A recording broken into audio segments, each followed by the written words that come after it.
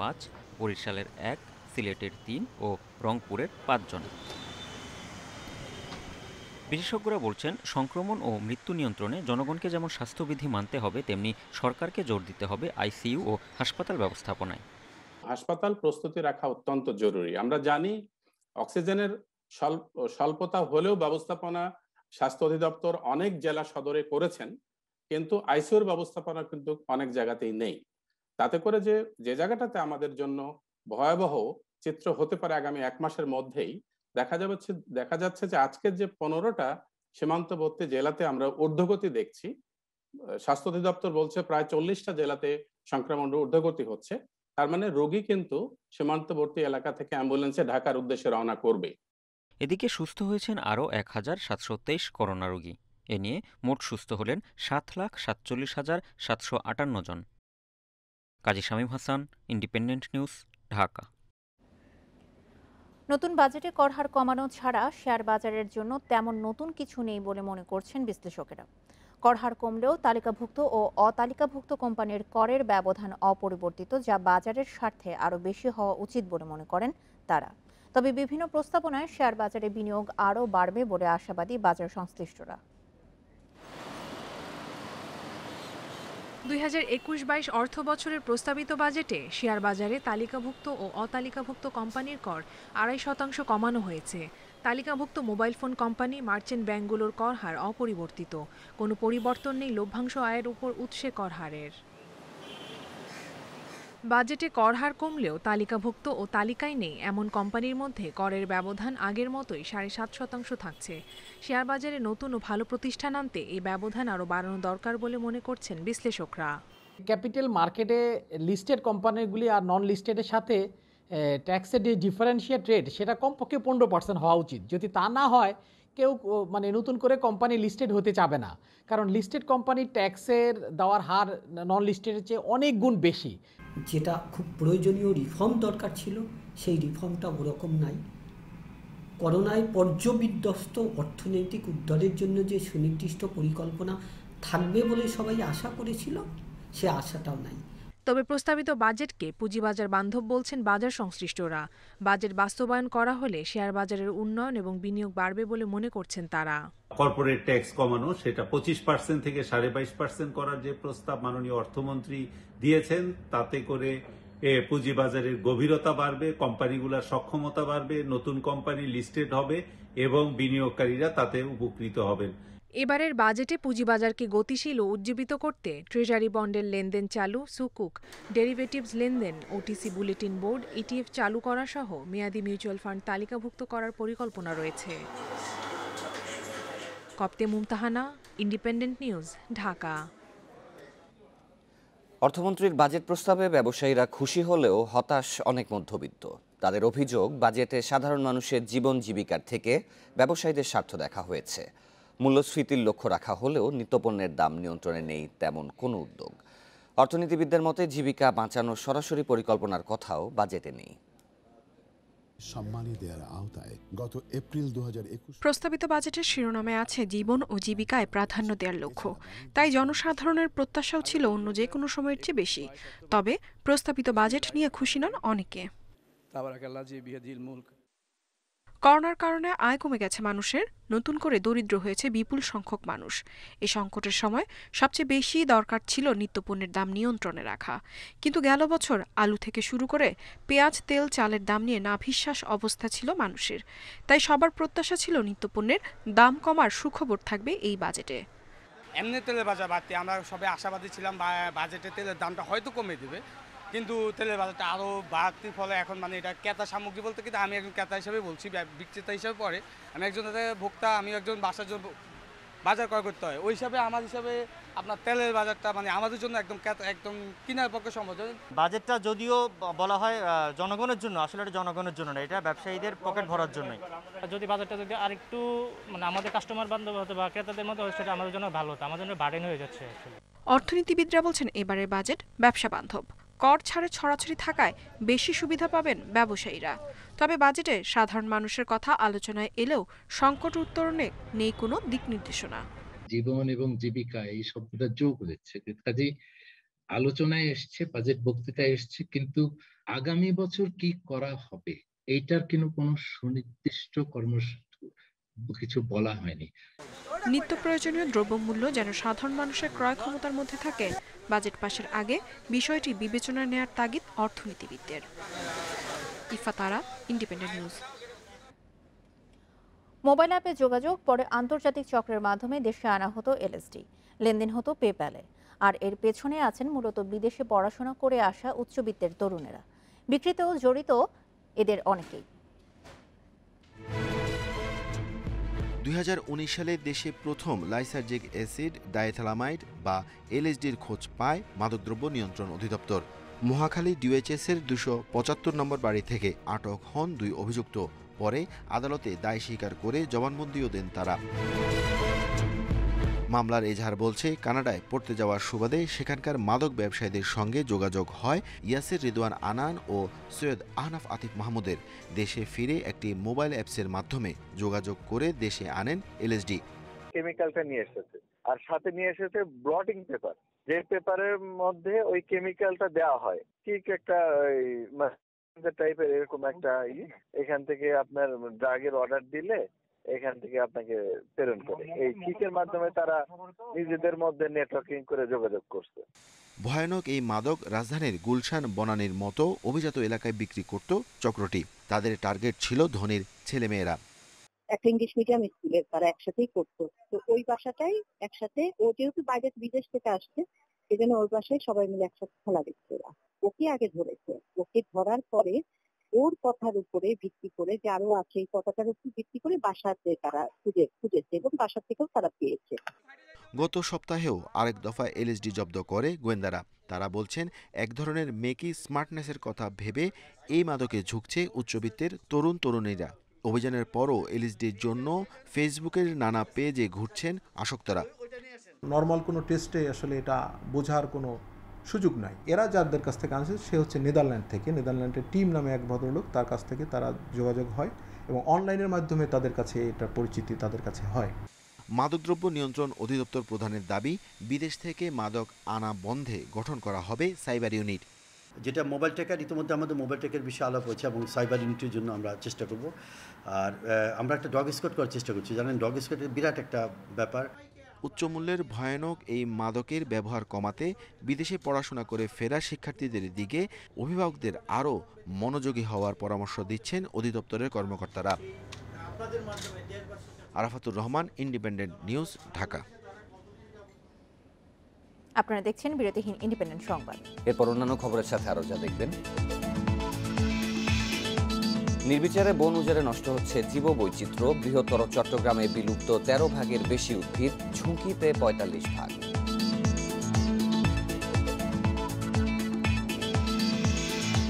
ঘূর্ণিঝড় ইয়াসের প্রভাবে সাগরের লবণ পানি হালদা নদীতে, চট্টগ্রাম ওয়াসার পানিতে উচ্চ লবণাক্ততা, রোগ ব্যাধির শঙ্কা।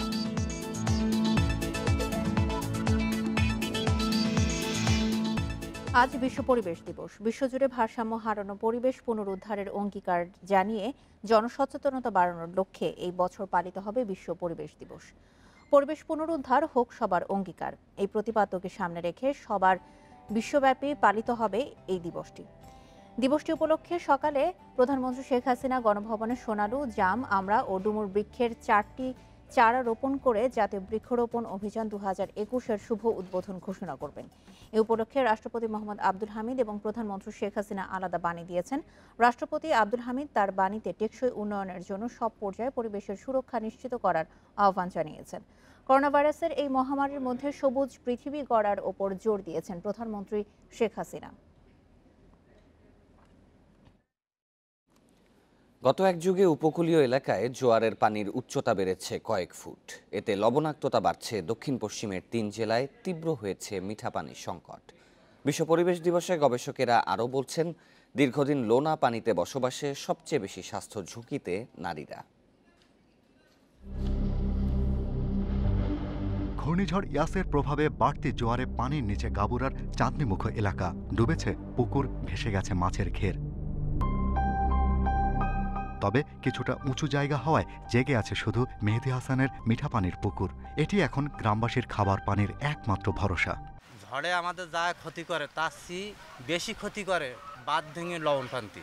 22টা গ্রামের মধ্যে 3টি গ্রাম ভালো আছে, কেয়ার রাস্তার জন্য এই 3টি গ্রামে পানি আসতে পারেনি, বাদ বাকি 15টি গ্রাম কিন্তু প্লাবিত।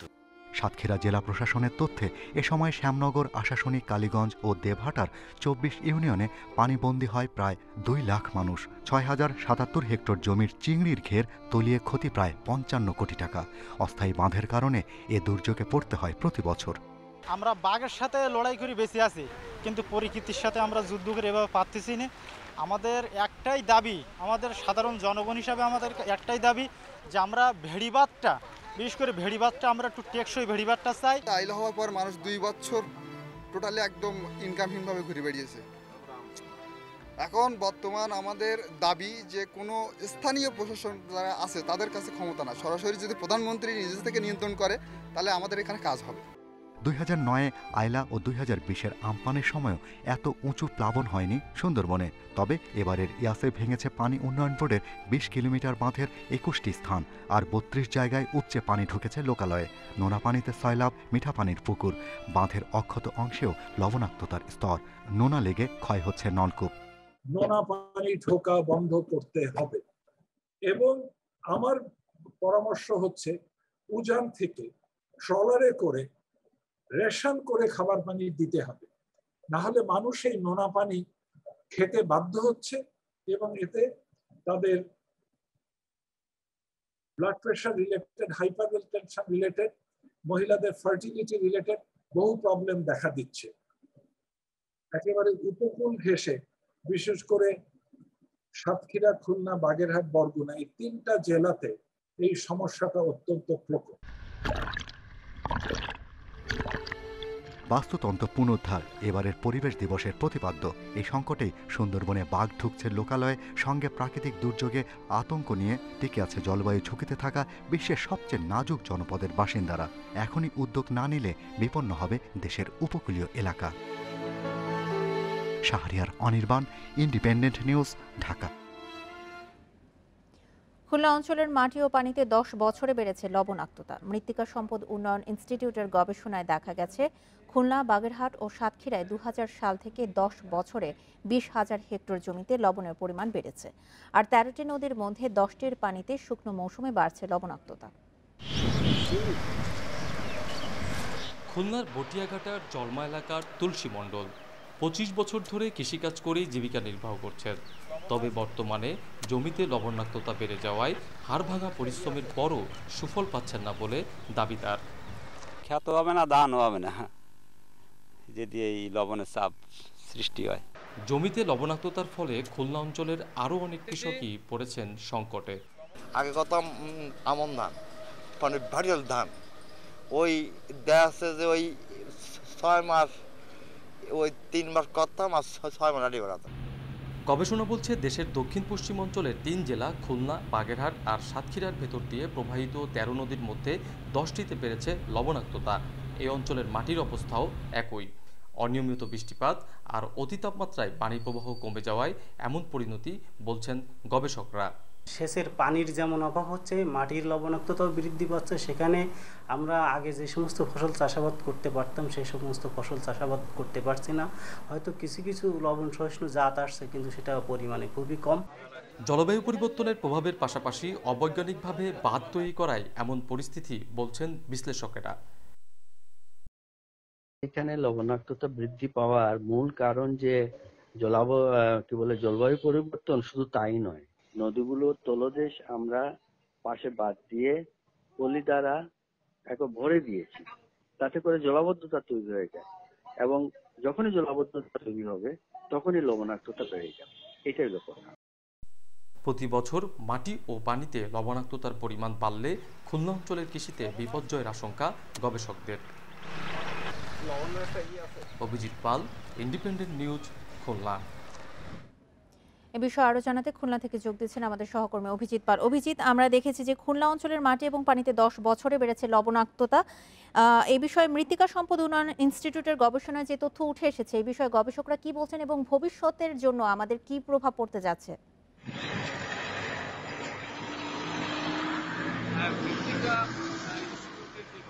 সেই গবেষণায় যে তথ্যগুলো উঠে এসেছে তাতে ফলে এই অঞ্চলের নদীগুলোতে যেমন লবণাক্ততা বেড়েছে তেমনি মাটিতেও লবণাক্ততা বেড়েছে।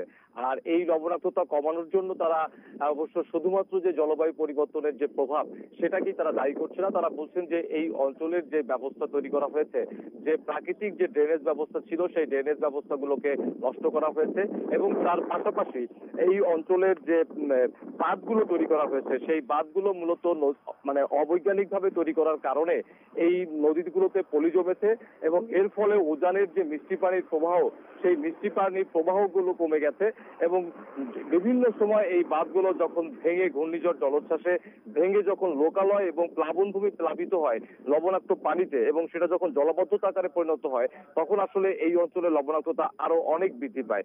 আপনি জানেন যে খুলনার কয়রাতে গত বছর আমপান আঘাত আনার পরে মানুষ পানিবন্দী হয়েছিল। এখন ঘূর্ণিঝড় ইয়াসের আঘাতে আনার পরে তারা এখনো পর্যন্ত পানিবন্দী রয়েছেন এবং এই যে জলাবদ্ধতা তৈরি করেছে সেটা কিন্তু কয়রা অঞ্চলের লবণাক্ততা যেমন বৃদ্ধি করেছে তেমনি কয়রা অঞ্চলের যে কৃষি যে ব্যবস্থা, কয়রা অঞ্চলের যে উপকূলবাসী রয়েছে সেই মানুষের জীবনের উপরও কিন্তু এই লবণাক্ততার প্রভাব পড়েছে।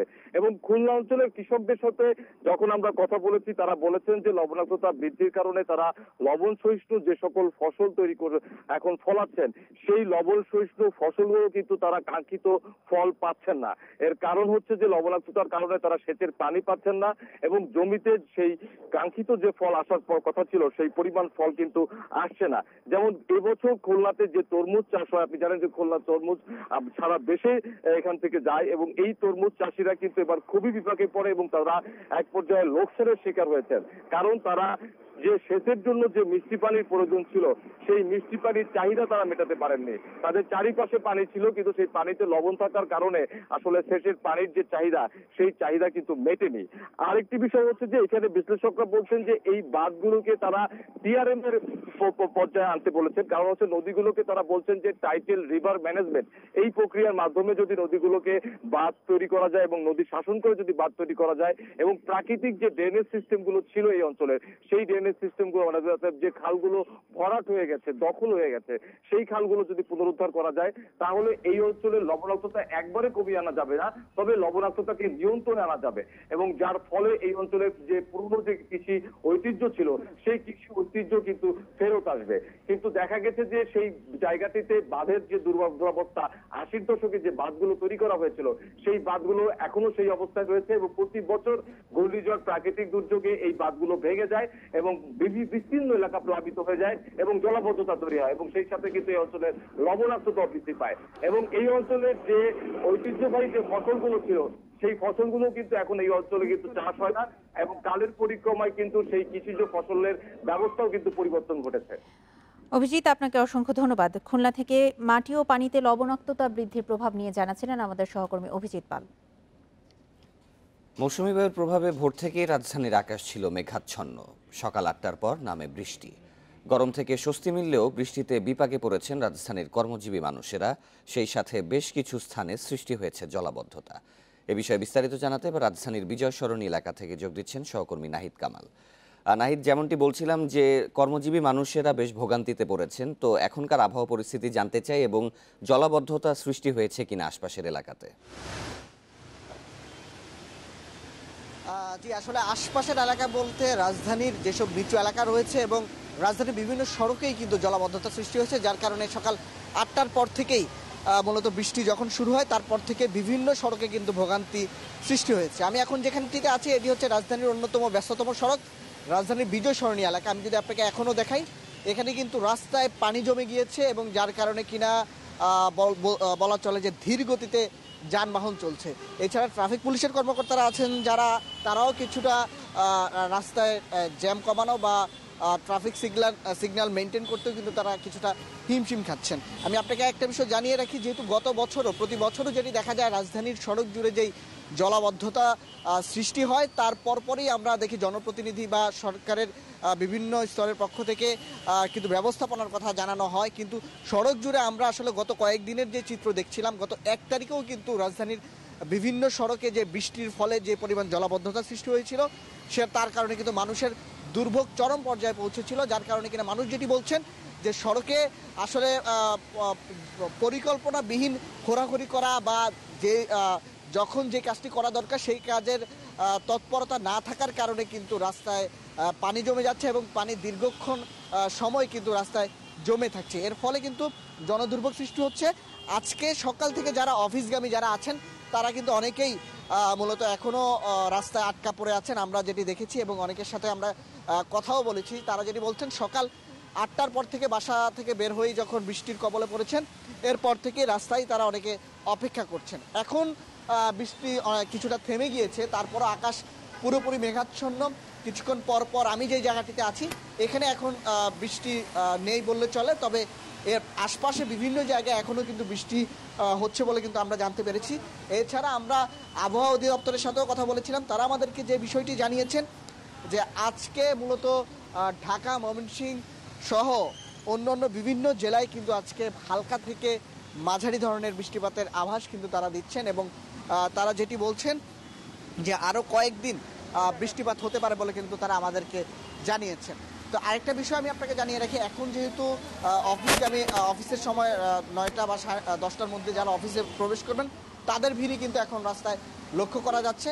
পরবর্তী বুলেটিনে আমরা আরও এই বিষয়ে বিস্তারিত জানাতে পারবো। বৃষ্টির পর আবহাওয়া পরিস্থিতি সর্বশেষ জানাচ্ছিলেন সহকর্মী নাহিদ কামাল। মৌসুমী বায়ুর প্রভাবে আগামী সপ্তাহে দেশে বৃষ্টি বাড়তে পারে বলে জানিয়েছে আবহাওয়া অধিদপ্তর। পূর্বাভাস বলছে বাতাসে জলীয় বাষ্প বেশি থাকায় এই সময়টায় গরম অনুভূত হচ্ছে অন্য সময়ের তুলনায় বেশি। উপকূলের দিকে এগিয়ে আসছে মৌসুমী বায়ু তথা বর্ষা, ফলে শুরু হয়েছে নিয়মিত বৃষ্টি। বৃহস্পতিবার বিভিন্ন জেলায় হয়েছে ভারী বর্ষণ। একই সঙ্গে বৃষ্টিপাতের প্রবণতা ক্রমে বাড়বে বলে জানিয়েছে আবহাওয়া অফিস। লঘুচাপের বর্ধিতাংশ বিহার থেকে আসাম অতিক্রম করে পশ্চিমবঙ্গ ও বাংলাদেশে অবস্থান করছে।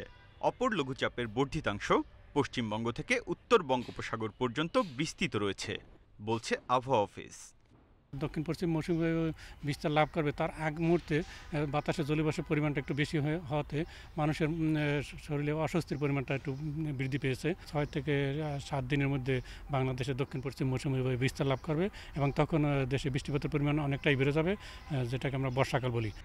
চট্টগ্রাম ও সিলেট বিভাগের অনেক জায়গায়, ঢাকা, ময়মনসিংহ ও বরিশাল বিভাগের কিছু কিছু জায়গায় এবং রাজশাহী, রংপুর ও খুলনা বিভাগের 2-1 জায়গায় অস্থায়ীভাবে দমকা হাওয়া সহ হালকা থেকে মাঝারি বৃষ্টি হতে পারে।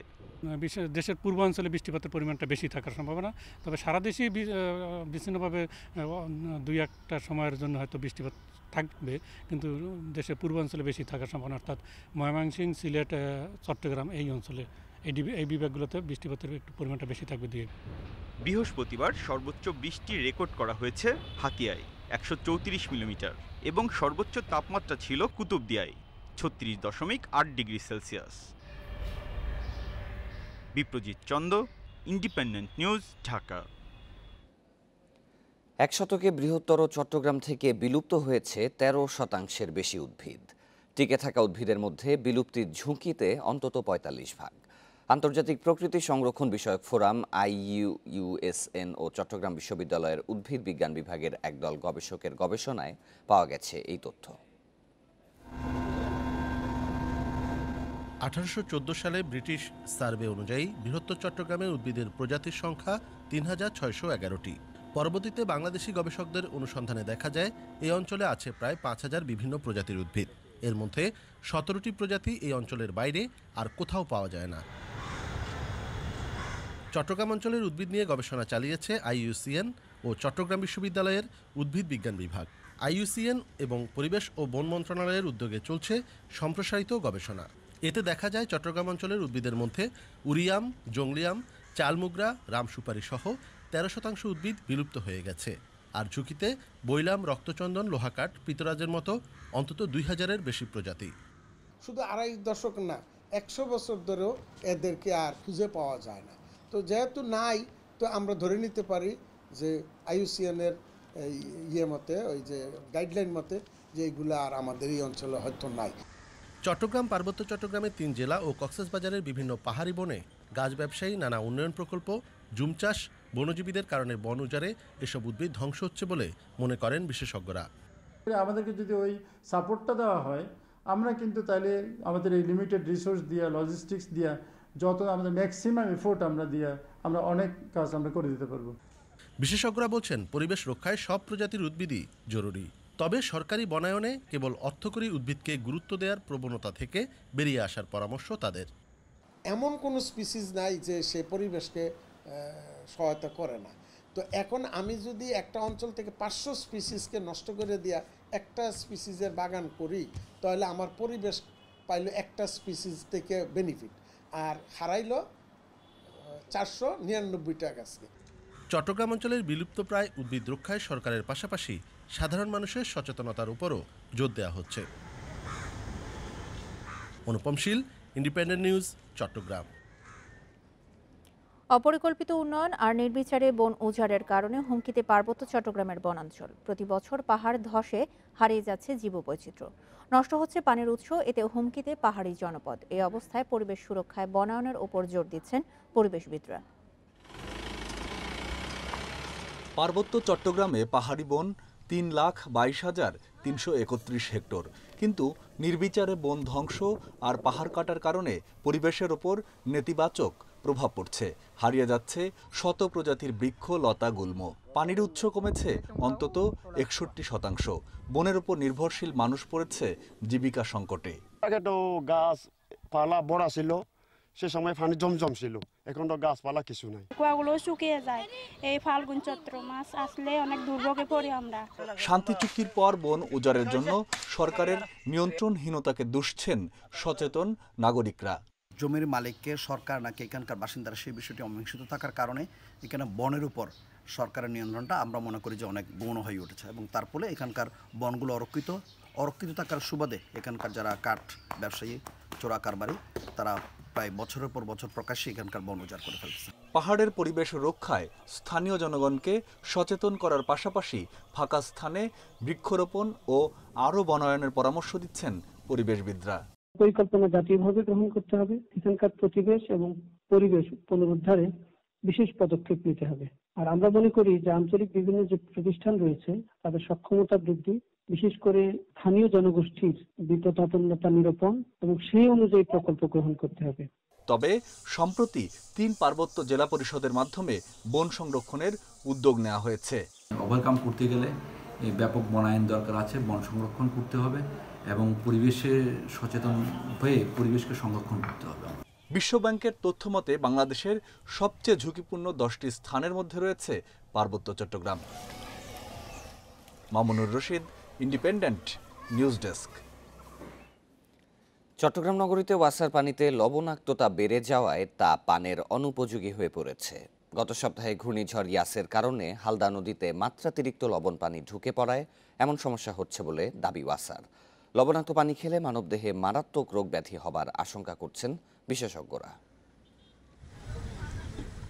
গেল 26 মে ঘূর্ণিঝড় ইয়াসের কারণে হালদা নদীতে জোয়ার ছিল 15 ফুট উচ্চতার। স্বাভাবিক সময়ে এর উচ্চতা থাকে 8 থেকে 9 ফুট। এতে করে নদীতে অতিমাত্রায় প্রবেশ করে সমুদ্রের লোনা পানি, যা মিশে যায় হালদা নদীর পানি নির্ভর মধুরাঘাট ও মোহরা শোধনাগারের পানিতে। অতিরিক্ত লবণের কারণে এসব পানি খেতে পারছেন না কেউই, আছে দুর্গন্ধ। লবণাক্ততা এতই যে খাওয়া আমাদের জন্য মানে খুবই করছে। ওয়াসার পানিগুলো গন্ধ আসে আর কড়া পানি আসে, আমরা খাইতে পারতেছি না। আমরা ওই বাইরে থেকে ডিপের পানি নিয়ে খাইতেছি আর কি। নদীতে লবণাক্ততা বেড়ে যাওয়ায় এবার নষ্ট হয়েছে অন্তত 20 লাখ টাকার পোনা। দীর্ঘদিন বৃষ্টি না হওয়া এবং কাপ্তাই লেক থেকে পানি ছাড়া বন্ধ হয়ে যাওয়ার ফলে হালদা নদীতে কর্ণফুলীর পানি প্রবেশ করেছে বলে দাবি ওয়াসার। কাপ্তাই লেক থেকে হাইড্রো ইলেকট্রিক পাওয়ার প্ল্যান্টের মাধ্যমে যে পানিটা ছাড়া হয় থেকে টারবাইন থেকে, সেই পানিটার উপর নির্ভর করে আসলে হালদা নদীর লবণের মাত্রা। টানা কিছুদিন এই পানি পান করলে মানবদেহে উচ্চ রক্তচাপ সহ নানা সমস্যা দেখা দিতে পারে বলে মনে করছেন বিশেষজ্ঞরা। পিউরিফিকেশনের সাথে যারা যুক্ত আছে তাদেরকেও ভাবতে হবে। প্রকৃতির একটা হাত আছে, কিন্তু প্রকৃতির বাইরেও আমরা যে কাজগুলো করি সেখানে এটা এই স্বাচ্ছন্দ্য আনতে হবে। দিনে একবার এই পানি পান করা যথেষ্ট, কিন্তু একাধিকবার পান করলে এটা দেহে সঞ্চয়ন ঘটবে এবং এখানে সাধারণ মানুষের স্বাচ্ছন্দ্যকে নষ্ট করে দেহের উপর প্রভাব ফেলবে। তবে সরবরাহকৃত পানিতে লবণের মাত্রা সহনীয় পর্যায়ে রাখতে নানা চেষ্টার কথা বলছে ওয়াসা, যাতে এটা ড্রিঙ্কিং ওয়াটারের যে লেভেল আছে, এই স্যালাইনিটির লেভেল, ক্লোরাইডের লেভেল 150 মিলিগ্রাম পার লিটার, সেটার মধ্যে রেখে আমরা সরবরাহ করছি। ভবিষ্যতে এমন সমস্যায় যাতে আর পড়তে না হয় সেজন্য ওয়াসা কি ব্যবস্থা নেয় সেটি এখন দেখার বিষয়। Ahsan Riton, Independent News, Chattogram. দেখছেন সকাল ৯টার বিরতিহীন সংবাদ। এছাড়া সংবাদে আরও যা থাকছে: সাবেক মার্কিন প্রেসিডেন্ট ডোনাল্ড ট্রাম্প ফেসবুকে 2 বছরের জন্য নিষিদ্ধ, ক্যাপিটল হিলের হামলায় উস্কানির অভিযোগ।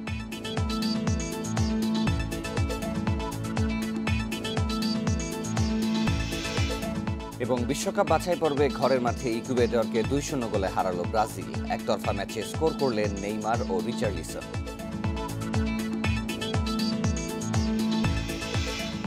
আশুলিয়ার একটি গেঞ্জি তৈরির কারখানায় আগুনে পুড়ে গেছে যন্ত্রপাতি সহ বিভিন্ন মালামাল। বৈদ্যুতিক শর্ট সার্কিট থেকে আগুন লাগতে পারে বলে প্রাথমিকভাবে ধারণা করা হচ্ছে।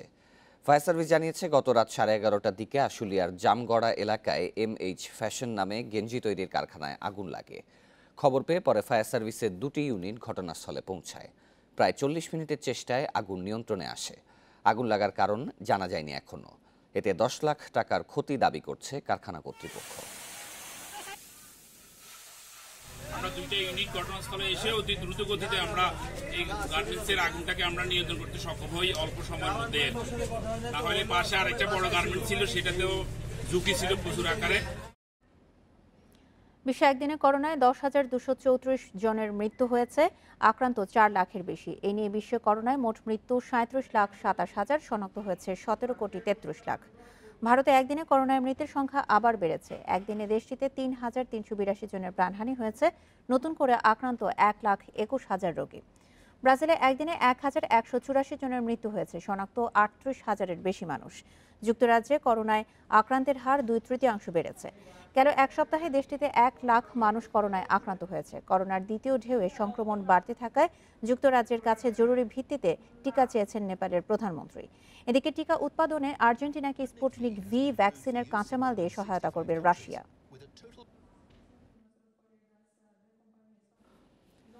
করোনা মোকাবিলায় অনুমোদনহীন টিকা 30 কোটি ডোজের আদেশ দিয়েছে ভারতের কেন্দ্রীয় সরকার। এই টিকা তৈরি করছে দেশটির ওষুধ প্রস্তুতকারক প্রতিষ্ঠান বায়োলজিক্যাল ই।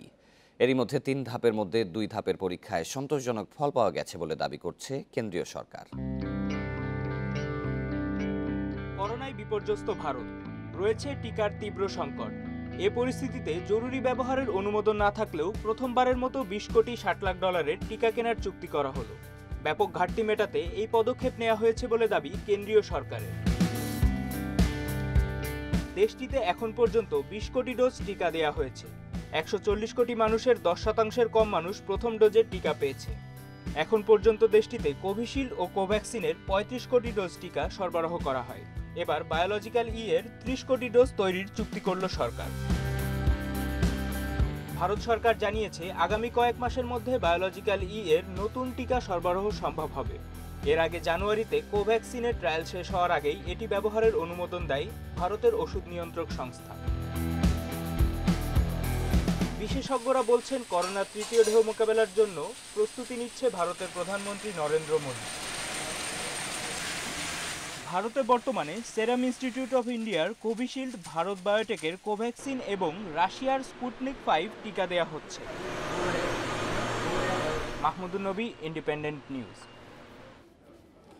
চীনের উহান ল্যাবের গবেষকদের মেডিকেল রেকর্ড প্রকাশে চীনের প্রতি আহ্বান জানিয়েছেন মার্কিন সংক্রামক রোগ বিশেষজ্ঞ ডক্টর অ্যান্থনি ফাউচি।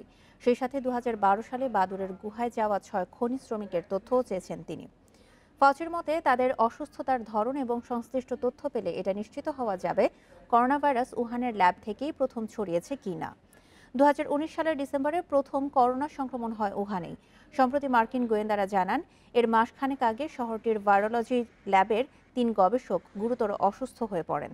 তারা কিভাবে অসুস্থ হলেন সেই মেডিকেল তথ্য জানতে চেয়েছেন ফাউচি। এছাড়া 2012 সালে বাদুড়ের গুহায় প্রবেশ করে অসুস্থ হয়ে পড়া 6 শ্রমিকের 3 জন পরে মারা যান। ওই গুহায় উহান ইনস্টিটিউট অব ভাইরোলজির বিজ্ঞানীরাও বাদুড়ের নমুনা সংগ্রহের কাজে যেতেন। এজন্যই তাদের মেডিকেল তথ্যও চেয়েছেন ফাউচি।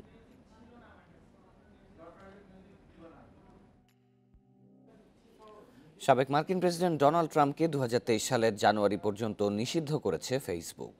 জানুয়ারিতে যুক্তরাষ্ট্রের ক্যাপিটল হিলে হামলায় উস্কানি দেওয়ার অভিযোগে এই ব্যবস্থা নিল ফেসবুক। কোনো রাষ্ট্রনেতার বিরুদ্ধে ফেসবুকের এমন নিষেধাজ্ঞা এটাই প্রথমবার। শুক্রবার ফেসবুক কর্তৃপক্ষ জানায়, পরবর্তীতে ট্রাম্প আবারও নিয়ম ভঙ্গ করলে তাকে স্থায়ীভাবে নিষিদ্ধ করা হতে পারে। এছাড়াও ট্রাম্পের কারণে জনগণ ঝুঁকিতে না পড়লে আবারও খুলে দেওয়া হবে ট্রাম্পের ফেসবুক অ্যাকাউন্ট। ট্রাম্পের বিরুদ্ধে শাস্তি নির্ধারণে 6 মাস সময় নিয়েছিল ফেসবুক কর্তৃপক্ষ, কিন্তু 1 মাসের মধ্যেই এই শাস্তি নির্ধারণ করে সামাজিক যোগাযোগ মাধ্যম। তবে নিষেধাজ্ঞার বিষয়ে ট্রাম্পের তরফ থেকে কোনো মন্তব্য করা হয়নি।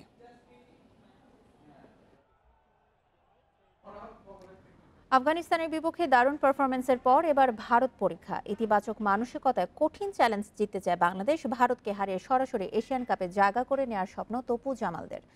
শক্তিশালী ভারতের বিপক্ষে ভুলের সংখ্যা কমিয়ে আনার তাগিদ হেড কোচ জেমিডের। স্কিল, শারীরিক সামর্থ্য কিংবা র্যাঙ্কিং, প্রায় সব ক্ষেত্রে বড় ব্যবধান সত্ত্বেও লড়াইটা হলো সমানে সমান। বাংলাদেশের আকস্মিক প্রতিরোধে বিস্মিত আফগানিস্তান। সমালোচকদের কেউ কেউ হয়তো বলবেন সারপ্রাইজ, কিন্তু লাল সবুজের স্পন্দন অনুভব করা প্রতিটি হৃদয় জানে দেশাত্মবোধের শক্তি। যেই শক্তিতে শক্তিধর আফগানদের থামিয়ে জামাল তপুরা এখন চোখ রাখছে ভারত ম্যাচে। সেরাটা উজাড় করে দেবার প্রতিশ্রুতিটা পুরনো।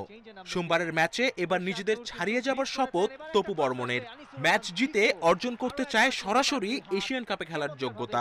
আমরা যদি এশিয়া কাপের ডিরেক্ট খেলতে চাই, ইন্ডিয়া ম্যাচের পয়েন্টটা আমাদের অনেক অনেক ইম্পর্টেন্ট। তো এইটা আমাদের মাথায় সবার আছে এবং সবাই খুব মোটিভেটেড এবং সবাই কনফিডেন্স বিল্ড আপ হয়েছে আমাদের গত ম্যাচের থেকে। তো আশা করবো এই কনফিডেন্সটা আমাদের ইন্ডিয়া ম্যাচে অনেক গুরুত্বপূর্ণ ভূমিকা পালন করবে। সবাই খুব ভালো করবে, কারণ আত্মবিশ্বাস আছে সবার এখন। কাতার পর্বে দারুণ শুরু সত্ত্বেও আকাঙ্ক্ষা ধারাবাহিক উন্নতির জন্য। আফগানিস্তান ম্যাচে ভুগিয়েছে বল পজিশনে ঘাটতি আর মার্কিংয়ে ব্যর্থতা। ভারতের বিপক্ষে ভুলের সংখ্যা কমিয়ে আনার তাগিদ জেমিডের। সোহেলের চোটে আস্থা রাখছেন রিজার্ভ বেঞ্চের সামর্থ্যে। ছেলেরা চমৎকার মনোভাব দেখিয়েছে, লড়াকু মানসিকতায় ব্যবধান গড়েছে। ভারতের বিপক্ষে সেই আত্মবিশ্বাস কাজে লাগাতে হবে। সোহেলকে হারানো বড় ধাক্কা ও পরিকল্পনার গুরুত্বপূর্ণ অংশ। আমাদের ইতিবাচক মানসিকতাটা ধরে রাখতে হবে। মানসম্পন্ন ফিনিশারের ঘাটতিতে কাজ চালিয়ে নিচ্ছেন বাকিরা, কিন্তু বিকল্প পরিকল্পনা হয়তো সব সময় কাজে আসবে না। চোট সমস্যা সামলে এগিয়ে যাবার মিশনে জামালদের ভরসা, তারুণ্যের শক্তি আর লাল সবুজের অনুপ্রেরণা। Kamrul Hasnat, independent news. আফগানিস্তানের বিপক্ষে ম্যাচে সমানে সমান লড়েছে তপু জামালরা। নেপথ্যের লড়াইয়ে কৌশলে ব্যবধান গড়েছেন হেড কোচ জেমিদে। বাংলাদেশ হেড কোচের পারফরমেন্সে মুগ্ধ সাবেকরা। তরুণদের পরামর্শ দিচ্ছেন কোচের কৌশলের সাথে দ্রুত মানিয়ে নেওয়ার জন্য। আমরা দেখেছি মাঠে আরো একটা গোল্ডেন শক্তিশালী আফগানদের বিপক্ষে শুরুতে মানিয়ে নেয়া, সুযোগ বুঝে কাউন্টার অ্যাটাক, প্রতিপক্ষের শক্তি মেপে কৌশল প্রণয়ন। অল আউটে যাওয়ার আগে জেমিডের ফুটবল মস্তিষ্ক গড়ে দিয়েছে ব্যবধান। আফগানদের বিপক্ষে দারুণ পারফরমেন্স তৈরি করে দিয়েছে প্রেক্ষাপট। আত্মবিশ্বাস কাজে লাগিয়ে ভারতের বিপক্ষে দারুণ কিছু করবে বাংলাদেশ, আশাবাদী সাবেকরা। ইন্ডিয়া তেমন শক্তিশালী দল না, কারণ এই হিসাবে যে আমরা সবসময় ইন্ডিয়ার সাথে আমরা খেলি, এই মানসিকতা আমাদের একটা অ্যাডভান্টেজ। তারা মানসিকভাবে জেতার জন্য খেলবে আমার মনে হয়। একটি দলের মেরুদণ্ড স্ট্রাইকার সেন্ট্রাল ব্যাক নির্বাচনের ক্ষেত্রে বিদেশিদের উপর জোর দেয় বিপিএল এর ক্লাবগুলো। এই দুই পজিশনে পরীক্ষিত ফুটবলার গড়ে তুলতে হলে ঘরোয়াতে সুযোগ দিতে হবে তরুণদের, বলছেন সাবেকরা। বাড়িধারা সুমন রেজা একা একটা লোকাল প্লেয়ার, আর অন্য কোনো টিমের আপনি লোকাল স্ট্রাইকার আপনি দেখবেন না, কারণ হচ্ছে গিয়ে সুযোগ পাচ্ছে না। দেশীয় খেলোয়াড়রা স্ট্রাইকিং জোনে খেলার সুযোগ পাচ্ছে না। পাশাপাশি খেলোয়াড়দের মানসিকতাও চেঞ্জ হয়ে যাচ্ছে যে আমি স্ট্রাইকার খেলবো না, কারণ আমি স্ট্রাইকার খেললে জায়গা নেই আমার। Forward line specially winger, centre forward এবং অ্যাটাকিং মিডফিল্ডারদের তারা যেখানেই যে ক্লাবেই খেলুক না কেন, তাদের অ্যাকচুয়ালি যে ট্রেনিংটা সেটা আরো মোর এফেক্টিভ ট্রেনিং হওয়া উচিত। সোমবার ভারতের মুখোমুখি হবে বাংলাদেশ। বাছাই পর্বের শেষ ম্যাচ 15ই জুন ওমানের বিপক্ষে। Shamim Ahmed, independent News, Dhaka. বিশ্বকাপ বাছাই পর্বে ইকুয়েডরকে 2-0 গোলে হারিয়েছে ব্রাজিল। রিচার্লিসন ও নেইমারের নৈপুণ্যে ঘরের মাঠে জয় পায় সেলেসাওরা। পোর্তো আলেগ্রিতে শুরু থেকে ব্রাজিলের আধিপত্য। গোলের লক্ষ্যে নেইমারদের 16টি শটের বিপরীতে ইকুয়েডর শট নিয়েছে মাত্র 3টি। তবে প্রথমার্ধে গোলের দেখা পায়নি সেলেসাওরা। 65 মিনিটে নেইমারের পাস থেকে ব্রাজিলকে লিড এনে দেন রিচার্লিসন। আর যোগ করার সময় পেনাল্টি থেকে ব্যবধান দ্বিগুণ করেন নেইমার। বিশ্বকাপ বাছাই পর্বে এখন পর্যন্ত 100% জয় ব্রাজিলের। 5 ম্যাচ খেলে সবকটিতে জিতেছে 5 বারের বিশ্ব চ্যাম্পিয়নরা।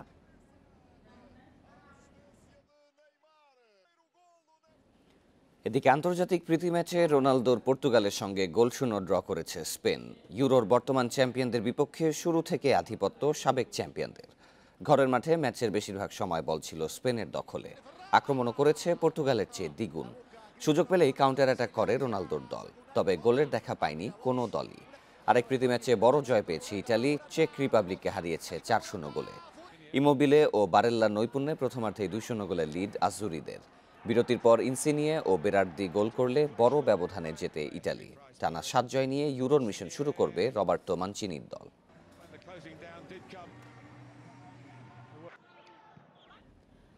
দোরগোড়ায় ইউরো বিশ্ব চ্যাম্পিয়ন। বিশ্বকাপের পর ফুটবলের সবচেয়ে বড় আসর এটি। বাছাই পর্ব পেরিয়ে মূল পর্বে ঠাঁই পেয়েছে ইউরোপ সেরা 24টি দল। ফিফার র্যাঙ্কিংয়ের 1 নম্বর দল বেলজিয়াম রয়েছে গ্রুপ বিতে। বেলজিয়ামের কাজটা সহজেই হওয়ার কথা, কারণ গ্রুপের অন্য 3 দল ডেনমার্ক, ফিনল্যান্ড ও রাশিয়ার মধ্যে কারা দ্বিতীয় হবে, প্রশ্ন এখন সেখানেই। গেল বিশ্বকাপে বেলজিয়াম যে দুরন্ত আর আনন্দময় ফুটবল উপহার দিয়েছে তা সহজে ভুলে যাবার নয়। ডি ব্রুইনা, হ্যাজার্ড, লুকাকুদের এই প্রজন্ম যদি বেলজিয়ামকে একটি বৈশ্বিক শিরোপা এনে দিতে না পারে, তবে আর কবে? দেশটির ইতিহাস সেরা দল তো এটাই। চ্যাম্পিয়ন সব ফুটবলার নিয়ে গড়া রবার্তো মার্তিনেজের দল। রোমেলু লুকাকু সদ্য শেষ হওয়া মৌসুমে সব মিলিয়ে করেছেন 30 গোল। ডি ব্রুইনাকে তো এই সময় ইউরোপের সেরা মিডফিল্ডার বলাই যায়। রিয়াল বার্সাকে টপকে আতলেতিকো মাদ্রিদের লা লিগা জয়ের অন্যতম নায়ক উইংব্যাক ইয়ানিক ফেরেইরা কারাস্কো। তবে দলের 2 প্রাণভোমরা হ্যাজার্ড আর ডি ব্রুইনা এখনো ফিট না হয় দুশ্চিন্তায় কোচ। শেষ পর্যন্ত এই দুজনকে পাওয়া না গেলে এ টুর্নামেন্টেও ভাগ্যের শিকে ছিড়বে না বেলজিয়ামের।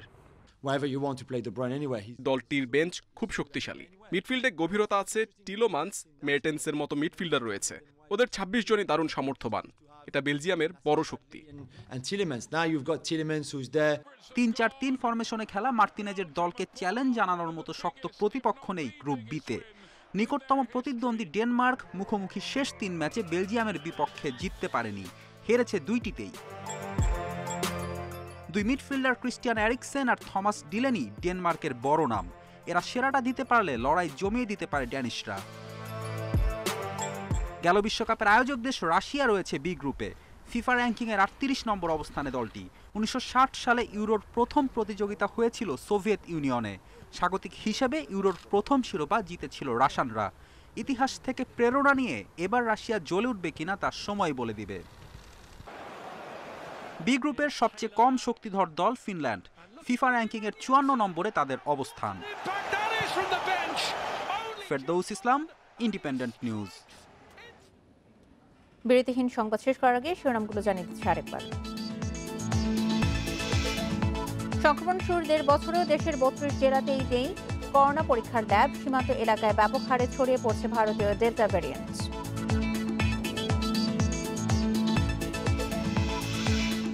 বাজেটে শেয়ার বাজারের জন্য তেমন নতুন কিছু নেই বলছেন বিশ্লেষকেরা। কর হারের ব্যবধান বাড়ানোর পরামর্শ।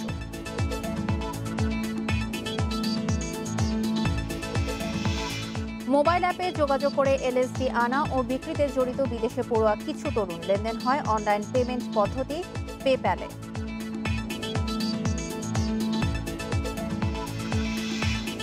জোয়ারের পানির উচ্চতা বাড়ায় লবণাক্ত হয়ে পড়ছে উপকূলীয় অঞ্চল। দক্ষিণ পশ্চিমে 3 জেলার তীব্র মিঠা পানির সংকট।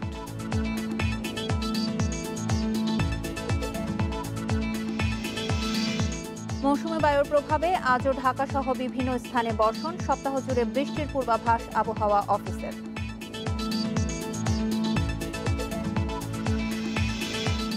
আর ছিল এখনকার মতো বিরতিহীন ইন্ডিপেন্ডেন্ট সংবাদে।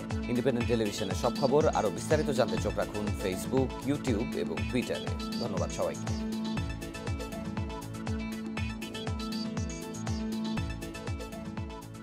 বিশ্বব্যাপী লক্ষাধিক মায়ের পরামর্শ প্যারাশুট জাস্ট ফর বেবি। গরমে শিশুর অস্বস্তি হয়, তাই ওর চাই Parachute just for baby powder. প্যারাশুটের আস্থায় তৈরি, অ্যালার্জি পরীক্ষিত ও 100% নিরাপদ। নিরাপদ যত্নে মায়েদের পরামর্শ। Parachute just for baby baby powder. 1 litre পানিতে 15 মিলি স্যাভলন লিকুইড, ব্যাস ঝকঝকে জীবাণুমুক্ত ফ্লোর। লাভ ইউ মা। স্যাভলন, জীবাণুমুক্ত প্রতিদিন। ক্ষতিগ্রস্ত ও রুক্ষ চুলে মন দুঃখী প্রতিদিন। ঘন আর কালো চুলে খুশি সারাদিন। পুরনো দুঃখী আমলা তেল ভুলে নাও নতুন দিনের নিহার জবা আমলা। বর্ষার এই সময়ে সর্দি কাশির মতো জীবাণুর বিস্তার যায় বেড়ে, তাই সুরক্ষিত থাকতে হাত ধোয়া এবং গোসলে ব্যবহার করুন গোল্ড এবং প্লাটিনাম সমৃদ্ধ স্যাভলন অ্যান্টিসেপটিক সোপ। চুল পড়ার চিন্তায় কি করি তো বল? চুল পড়া কমাবে নিহার 5 সিডস অয়েল। অভিনব ক্যাপে 5টি সিড মিশে চুল পড়া কমাবে নিঃশেষে। চুল পড়া কমাবে নিহার 5 সিডস অয়েল। পাওয়ার ব্রাইটেনিং ফেসের জন্য সাধারণ ফেয়ারনেসকে বলো বাই। এসে গেল স্টুডিও এক্স মেন্স পাওয়ার ব্রাইটেনিং ক্রিম। নতুন স্টুডিও এক্স মেন্স পাওয়ার ব্রাইটেনিং ক্রিম। রেড, ইয়েলো নাকি অরেঞ্জ, প্রয়োজনীয় সব পণ্য ইজিলি অর্ডার করেই ফাস্ট ডেলিভারি পাবেন একমাত্র অরেঞ্জ থেকে। তাই অনলাইন কেনাকাটায় আমার আস্থা অরেঞ্জ। ভিজিট করুন orange, your desire hour commitment. প্রিয় সম্পর্কের ভিত্তিটা হতে হয় মজবুত। এই চুলের উপর সারাদিন কত কিছু, এত মজবুত থাকে কিভাবে? সেজন্যই একদিন পর পর প্যারাশুট অ্যাডভান্সড, যা চুলের 3 স্তর গভীরে পৌঁছে চুল করে ভেতর থেকে মজবুত ও সুন্দর। প্যারাশুট অ্যাডভান্সড, আমার মজবুত চুলের গল্প। জাতীয় ও আন্তর্জাতিক রাজনীতির প্রতি মুহূর্তের রং বদল, ঘটনা দুর্ঘটনার পালাক্রম, তৃণমূলের